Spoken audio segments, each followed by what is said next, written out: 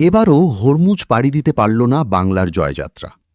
Hormuz প্রণালী খুলে দেওয়ার ঘোষণায় শুক্রবার রাতে নগর তুলেছিল বাংলাদেশ শিপিং কর্পোরেশনের বিএসসি জাহাজ এমভি বাংলার জয়যাত্রা।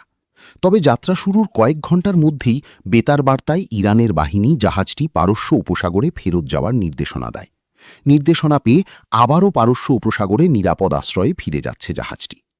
জাহাজের ক্যাপ্টেন শফিকুল ইসলাম খান শুক্রবার রাত 1:45 হোয়াটসঅ্যাপে প্রথম আলোকে বলেন, নিষেধাজ্ঞা প্রত্যাহারের ঘোষণা শুনে আমরা শুক্রবার রাতে হরমুজ পাড়ি দিতে রওনা হয়েছিলাম। তবে ইরানের বাহিনী জাহাজটি হরমুজ পার হওয়ার অনুমতি দেয়নি।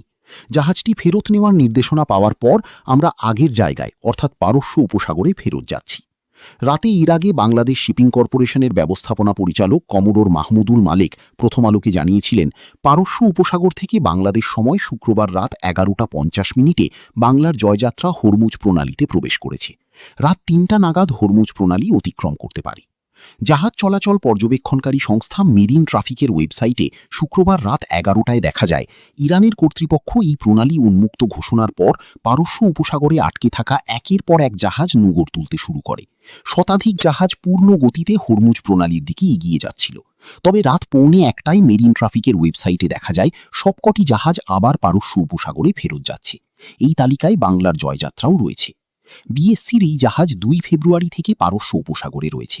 সেখানে এক বন্দর থেকে আরেক বন্দরে পণ্য পরিবহনে নিয়োজিত ছিল।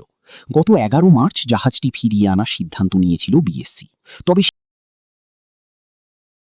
তবে সেবার অনুমতি না পেয়ে হরমুজ পার হওয়া যায়নি।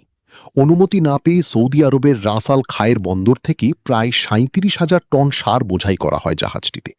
এই সার নেওয়া হবে দক্ষিণ আফ্রিকার কেপটাউন বন্দরে। তবে যুদ্ধবিরতি শুরুর পর দ্বিতীয় দফায়ও অনুমতি চেয়ে পায়নি জাহাজটি। এরপর থেকেই হরমুজের কাছাকাছি পারস্য উপসাগরে নোঙর করেছিল জাহাজটি। তৃতীয় দফায় শুক্রবার হরমুজ পার হতে গিয়েও শেষ পর্যন্ত ফেরত যাচ্ছে জাহাজটি।